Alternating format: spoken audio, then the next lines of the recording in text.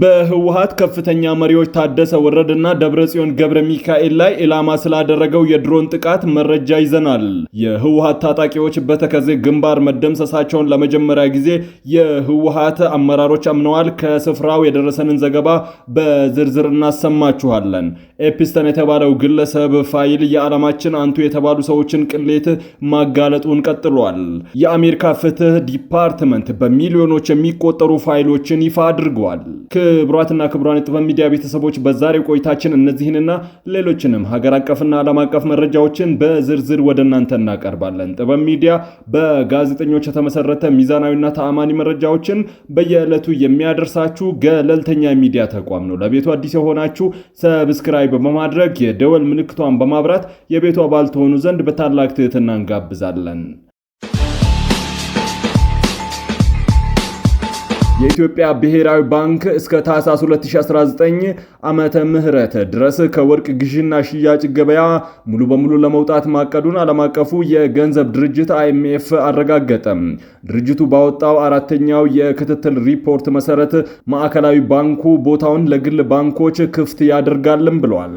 እስካሁን ባለው አሰራር ብሔራዊ ባንክ ብቻ የወርቅ ገዢና ላኪ ሆኖ የቆየ ሲሆን ከሀገር ውስጥ አቅራቢዎች ወርቅ ሲገዛ ከዓለም አቀፉ ዋጋ 15 በመቶ የሚደርስ ተጨማሪ ፕሪሚየም ክፍያ ይከፍል ነበር። ይህ አሰራር በባንኩ ሂሳብ መዝገብ ላይ ኪሳራ ከማስከተሉም በላይ በገበያው ላይ መዛባትን መፍጠሩን IMF ገልጿል። እንደ ሪፖርቱ መግለጫ እስከ መጋቢት 2018 ድረስ የወርቅ ግዢ አፈጻጸምን የሚዳስስ ጥናት ተጠንቶ ዝርዝር የትግበራ እቅዶች ይወጣል። የግል ባንኮች በወርቅ ሂደት ውስጥ እንዲሳተፉም ይደረጋል። ብሔራዊ ባንኩ ከገበያ ሲወጣ የውጭ ምንዛሬ ክምችት የማሳደግ ግቡ ላይ የሚኖረው ተጽዕኖ ከግምት ያስገባ የረጅም ጊዜ ስትራቴጂ ያዘጋጃልም ተብሏል። በሌላ በኩል የኢትዮጵያ የወርቅ ኤክስፖርት ጭማሪ ማሳየቱ የተገለጸ ሲሆን በ2016-17 በጀት ዓመት ከነበረው 4 ሜትሪክ ቶን በ2017-18 ወደ 39 ሜትሪክ ቶን ከፍ ብሏል። ይሁን እንጂ በ2018-19 በጀት ዓመት ምርቱ ወደ 30 ሜትሪክ ቶን ዝቅ ሊል እንደሚችልም ተገምቷል። IMF አክሎም የኢትዮጵያ ፋይናንስ ዘርፍን ለማጠናከር የባንኮች ውህደትና ግዢ መመሪያ እያዘጋጀ እንደሆነ፣ ደካማ አቅም ያላቸው ባንኮች የውጭ ባንኮች ወደ ሀገር ውስጥ ሲገቡ የሚያጋጥማቸውን ውድድር ለመቋቋም ዝግጁ እንዲሆኑ አሳስበዋል። የመከላከያ አዛዥነት ስታፍ ኮሌጅ የ12ኛ ዙር ተመራቂ ከፍተኛ መኮንኖች በቀሰምነው ዕውቀትና ልምድ የሀገራችንን ብሔራዊ ጥቅም ለማስከበር ጠንክረን እንሰራለን ማለታቸውን መከላከያ ሰራዊቱ አስታወቀም። ሰልጣኞቹ በትምህርት ቆይታቸው በጦርነት ጥናት፣ በስትራቴጂክ፣ በወታደራዊ አመራር የህብረት ዘመቻ ትምህርቶችን በንድፈ ሐሳብና በተግባር መውሰዳቸውን ብሎም ትምህርታዊ ጉብኝት በከፍተኛ አመራሮችና ጄኔራል መኮንኖች ተመክሮና ልምድ ልውውጥ ስለማድረጋቸው ተናግረዋል። በስልጠናው የቀሰምነውን ስትራቴጂካዊ ዕውቀትና ልምድ በመጠቀም ተተኪን በማፍራትና የሀገራችንን ብሔራዊ ጥቅም ለማስከበር ማንኛውንም መስዋዕትነት ለመክፈል ጠንክረን እንሰራለን ብለዋል። የመከላከያ አዛዥነትና ስታፍ ኮሌጅ የመከላከያን ቁልፍ እሴቶችን በአካዳሚኩ ማህበረሰብ ተማሪዎች የማስረጽና እንዲተገበር የማድረግ ተልዕኮን ተቀብሎ እየሰራ ያለ ኮሌጅ እንደሆነ ተገልጿል። በሰሜናዊ ግርጌ በተከዜ ወንዝ ተፋሰስ በጸለምት አውራጃ በሰሞኑን የከረረው ወታደራዊ ግብግብ ዛሬም መቀጠሉን ከስፍራው የሚወጡ መረጃዎች አመላክተዋል። የወንዝ ሙላት ዝናብ ካለበት አይጠፋም እንዲሉ ለረጅም ጊዜ ሲሰነዘር የነበረው የቃላት ጦርነት የይገባኛል ጥያቄ አሁን ወደ አፈሙዝ ፍልሚያ ተቀይሮ አድሯል።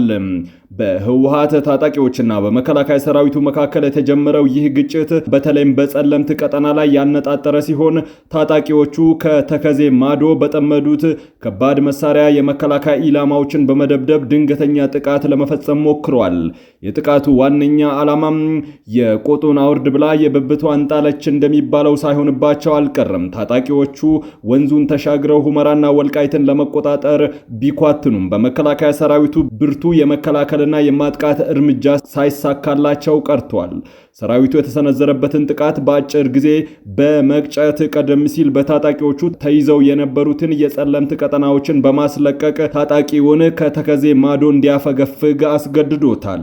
ይህ አካባቢ ለህወሓት አመራሮች የአይን ብሌን ያህል የሚቆጥሩት ስትራቴጂካዊ ስፍራ ነው። ወልቃይትና ሁመራን መቆጣጠር ትግራይን ከጎረቤት ሀገር ሱዳን የሚያገናኝ ብቸኛው የውጭ በር በመሆኑም እንደ ሰንደቅ ዓላማ ከፍ ተደርጎ የሚታይ የህልውና ጉዳይ ተደርጎ ይወሰዳል። እንዲያውም ከ100 ዓመት ኑሮ የአንድ ቀን ድል እንዲሉ ለህወሓት ባለስልጣናት ወልቃይትን መቆጣጠር በ4 ኪሎ ቤተ መንግስት የመቀመጥን ያህል ትልቅ ድል ተደርጎ ይቆጠራል። ይህ የሆነው አካባቢው ከውጭ የሚያገናኘው ማንኛውም ወታደራዊና ሎጂስቲካዊ ድጋፍ ለማስተናገድ ወሳኝ መተላለፊያ በመሆኑ ነው። ያለ ወልቃይትና ሁመራ የትግራይ ታጣቂ ኃይሎች ከዓለም ጋር የሚያደርጉት ግንኙነት የተናቀ በመሆኑም አካባቢው የትግላቸው ዋነኛ አቅጣጫ ሆኖ መቆየቱ የአደባባይ ሚስጥር ነው።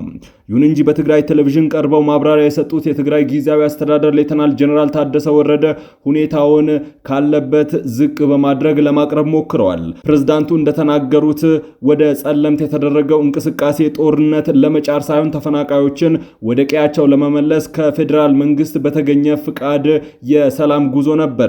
ሆኖም ግን ሳይጠሩት አቤት እንደሚባለው ባልታሰበ ሁኔታ ጦርነት እንደገጠማቸውና ለዚህም ዝግጅት ስላልነበራቸው ኃይላቸው ላይ ከፍተኛ ጉዳት መድረሱን በቁጭት ገልጸዋል። እንደ ፕሬዝዳንቱ አገላለጽ ሂደቱ ወታደራዊ ዘመቻ ሳይሆን የሰብአዊ መብት ጥያቄዎችን ምላሽ አሰጣጥ ነበረ። ነገር ግን ሜዳውና ፈረሱ አልተገጣጠሙም። በመጨረሻም ይህ የጸለምትና የተከዜ ዳርቻ ፍጥጫዎች በክልሉ ያንዣበበ ያለውን የጦርነት ዳመና እንዲያንሰራራ አድርጎታል። ህወሓት ተፈናቃዮችን ለመመለስ ነው የሄድነው ቢልም በመከላከያ በኩል ግን ድንገተኛ ጥቃት ተሰንዝሮብኛል የሚል አቋም ተይዟል። ውሸት ቢደጋገም እውነት አይሆንም እንደሚባለው የአካባቢው ነዋሪዎችና የፖለቲካ ተንታኞች እንደሚሉት ከሆነ ጉዳዩ ከተፈናቃዮች መመለስ ባለፈም ስትራቴጂካዊ ቦታዎችን የመቆጣጠር ሰፊ ፍላጎትን ያረገዘ ነው። በአሁኑ ወቅት ሰራዊቱ አካባቢውን ተቆጣጥሮ የመከላከል አቅሙን አጠናክሮ እየቀጠለ ሲሆን የህወሓት ኃይሎች ግን ከተከዜ ማዶ ሆነው የነገውን ሁኔታ በስጋትና በተስፋም መካከል ሆነው እየተጠባበቁ ይገኛሉ። አሁን እየተደረገ ያለው ጦርነት ከቀጠለ ህወሓት እያደረገ ያለውን ኃይል የተሞላበት እንቅስቃሴ ካላቆመ ቀጣይ የድሮን ጥቃቶች ኢላማ ጀነራል ታደሰ ወረደ እና ደብረጽዮን ገብረ ሚካኤል እንደሆኑ ከመንግስት ደጋፊዎች እየተስተጋባ ያለ አቋም ነው። ህዝባዊ ወያኔ ሓርነት ትግራይ ህወሓት ዳግም ጦርነት ሊቀሰቀስ ይችላል የሚል ስጋት የፈጠረውን በፌዴራል መንግስትና በትግራይ መካከል ያለውን ችግር ለመፍታት ለንግግር ዝግጁ መሆናቸውን ገለጹ። ህወሓት ጥር 23 2018 በይፋዊ ማህበራዊ ሚዲያ ገጹ ባጋራውና ለአፍሪካ ህብረት ኮሚሽን በጻፈው ደብዳቤ ላይ ለሰላምና መረጋጋት ቁርጠኛ መሆኑን አሳውቆ እንደ ሁልጊዜም ለንግግር ዝግጁ ነኝ ብሏል። ህጋዊነቱ በምርጫ ቦርድ የተሰረዘው ህወሓት በዚህ ደብዳቤ ኮሚሽኑ ባለፉት ቀናት በትግራይ ክልል የተከሰተውን ግጭት እንዲረግብና ሁሉም ወገኖች ከድርጊታቸው እንዲቆጠቡ መጠየቁን አወድሷል። የአፍሪካ ህብረት ኮሚሽን ሊቀመንበር መሐመድ አሊ ዩሱፍ አርብ ዕለት ባወጡት መግለጫ የፌዴራል መንግስትና ህወሓት በክልሉ ያለውን ሁኔታ ላለማባባስ በከፍተኛ ሁኔታ እንዲታቀቡ መጠየቃቸው ይታወሳል። በትግራይ ክልል አካባቢዎች የተስተዋሉ ያሉት ሰሞነኛ ክስተቶች እጅግ እንዳሳሰባቸው ኮሚሽኑ አክለው ገልጸዋል። የህወሓት ሊቀመንበር ደብረጽዮን ገብረ ሚካኤል በደብዳቤያቸው ድርጅታቸው በትግራይና በፌዴራል መንግስት መካከል ያለውን ጉዳይ ለመፍታት ንግግር ብቸኛ አማራጭ እንደሆነ ያምናልን ብለዋል። ህወሓት ለኮሚሽኑ በላከው ደብዳቤ ሐቀኛ፣ አካታችና ውጤት ተኮር ውይይት ለማካሄድ ቁርጠኛ መሆኑን ገልጾም የአፍሪካ ህብረትም ይህንን እንደሚያደርግ እምነት እንዳለው አስታውቋል። በዚህ መሰረትም ህወሓት ገንቢ በሆነ መንገድ በአፍሪካ ህብረት አደራዳሪነት ውይይት ለማድረግ ዝግጁ መሆኑን ገልጿል። የአሜሪካ ፍትህ ሚኒስቴር ከሟቹ የወሲብ ጥቃት ወንጀለኛ ጄፍሪ ኤፕስተን ጋር የተያዙ በሚሊዮኖች የሚቆጠሩ ፋይሎችን ይፋ አድርጓል። ፋይሎቹ 3 ሚሊዮን ገጾች ያሉት ሲሆን 180,000 ፎቶዎችና 2,000 ቪዲዮዎችም አርብ ዕለት ተለቀዋል። መዛግብቱ ጄፍሪ ኤፕስተን እስር ቤት ሳለ የነበረበትን ስነ ልቦናዊ ሁኔታና ከኤፕስተን ጋር በመተባበር ለአቅመ ሔዋን ያልደረሱ ሴቶችን ታጓጉዝ የነበረች የጊሊያን ማክስዌልን የምርመራ ውጤት የያዙ ናቸው። ኤፕስተን ስማቸው ከገዘፉ ሰዎች ጋር ያደረጋቸው የኢሜል ልውጦች ይፋ ተደርገዋል። አብዛኞቹ ኢሜሎች ከ10 ዓመት በፊት የተጻፉ ሲሆን ክስ ቀርቦበት ሳለ የተለዋወጣቸው ናቸው። ኤፕስተን በአውሮፓውያኑ 2008 ፍሎሪዳ ውስጥ ተፈርዶበት እስር ቤት ውስጥ ሳለ ነበር በ2019 ዓመተ ምህረት የሞተው። ኤፕስተን ዘዱክ ከተባለ ግለሰብ ጋር ያደረገው የኢሜል ልውውጥ ይፋ የተደረገ ሲሆን ግለሰቡ የቀድሞ የእንግሊዝ ልዑል ኤንድሪው እንደሆነ ይታመናል። ሁለቱ ግለሰቦች በኪንግሃም ቤተ መንግስት ሚስጥራዊ በሆነ ሁኔታ እራት እንደበሉ የኢሜል ልውውጣቸው ያሳያል። በሌላ መልእክት ኤፕስተን ዘዱክ የተባለው ግለሰብ ከ26 ዓመት ሩሲያዊት ጋር ለማስተዋወቅ ሲሞክርም ያሳያል። ግለሰቦቹ መልእክቱን የተላላኩት በአውሮፓውያኑ 2010 ሲሆን ይህም ኤፕስተን 18 ዓመት ያልሞላትን ታዳጊ ለወሲብ ማማለሉን ካመነ ከ2 ዓመት በኋላ ነው። ኤፕስተን በወቅቱ በቁም እስር ላይ ነበር። ከኤፕስተን ጋር ባለው ግንኙነት ምክንያት የልዑልነት ማዕረጉን የተነጠቀው አንድሪው አንዲት ሴት መሬት ላይ ተኝታ እሱ ተንበርክኮ ሲመለከታት የሚያሳይ ፎቶ ተለቋል። የኢሜል ልውጣቸው ግን በወንጀል ሊያስከስስ የሚችል አይደለም። አዲስ በተለቀቁ ፋይሎች ውስጥ የአሜሪካው ፕሬዝዳንት ዶናልድ ትራምፕ ስምም በበርካታ ጊዜ ይነሳል። ትራምፕ ከኤፕስተን ጋር ግንኙነት የነበራቸው ቢሆንም ፕሬዝዳንቱ ግን ጓደኝነታቸው ከበርካታ ዓመታት በፊት እንደተቋረጠና ስለ ኤፕስተን የወሲብ ወንጀል የሚያውቁት ነገር እንደሌለ ይናገራሉ። መዛግብቱ ግን ፕሬዝዳንት ትራምፕና ኤፕስተን እንዲሁም ሌሎች ታዋቂ ሰዎች ላይ የቀረበ የወሲብ ውንጀላዎችን ይዟል። ትራምፕ በተደጋጋሚ ከኤፕስተን ጋር በተያያዘ ምንም አይነት ጥፋት እንደሌለባቸው የሚናገሩ ሲሆን ከግለሰቡ ሰለባዎች ጋር በተያያዘ እስካሁን ድረስ ክስ አልቀረበባቸውም። በቅርቡ የተለቀቁትን ፋይሎች በተመለከተም ዋይት ሃውስ እና የፍትህ ሚኒስቴሩ ጥያቄ ቀርቦላቸው ምላሽ ሰጥተዋል። አንዳንድ ሰነዶች ፕሬዝዳንት ትራምፕ ላይ እውነተኛ ያልሆኑ ወቀሳዎችን የያዙ ናቸው። እነዚህ ወቀሳዎች ከ2020 ምርጫ በፊት ለኤፍቢአይ ምርመራ ቀርበዋል ሲል የፍትህ ሚኒስቴሩ ምላሽ ሰጥተዋል። ግልጽ ለመሆን እነዚህ ወቀሳዎች መሰረት የሌላቸውና ሐሰተኛ ናቸው። ቅንጣት ያክል ተአማኒነት ቢኖራቸው ኖሮም ትራምፕ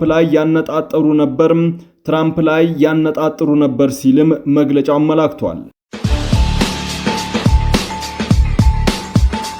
በዲጂታል ማርኬቲንግ ለተሰማራችሁ ውድ ቤተሰቦቻችን የዕለቱን የክሪፕቶ ከረንሲ ዋጋዎችን እንነግራችኋለን። ቢትኮይን በዛሬው ዕለት 78672.6 ዶላር የተሸጠ ነው፣ 5% ቀንሷል። ኢትራሃም 2410 ዶላር የተሸጠ ሲሆን 8.6% ቀንሷል።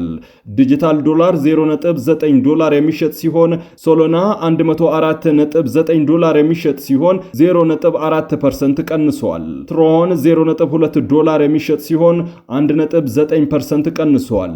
ዶግ ኮይን 0.1 ዶላር የሚሸጥ ሲሆን 5.2% ቀንሷል።